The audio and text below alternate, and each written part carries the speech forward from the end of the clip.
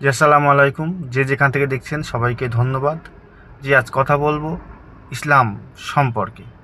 যে আমরা বলে থাকি ইসলাম একটা ধর্ম।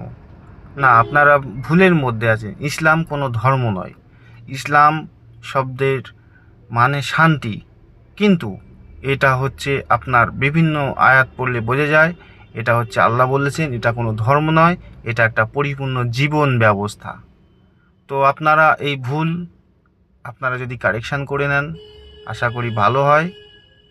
এই কমপ্লিট জীবন ব্যবস্থা জন্মসূত্রে পেলে হয় না। পড়াশুনো পড়ো, পড়ার পরে জ্ঞান অর্জন করে তারপরে সেটাকে ধারণ করতে হয়। এর নাম ইসলাম। আপনার জীবন ব্যবস্থায় কি থাকবে আর কি থাকবে না সেটা যদি আপনি না জানেন, আপনি কিভাবে ধর্ম আচরণ করবেন বলে ভাবছেন? সেটা তো ধর্ম হয়ে যাচ্ছে। কিন্তু আপনার আচার বিধি ব্যবহার যখন আপনি না জেনে করবেন সেটা ধর্ম, আর যদি জেনে করেন সেটা আপনার জীবন ব্যবস্থা।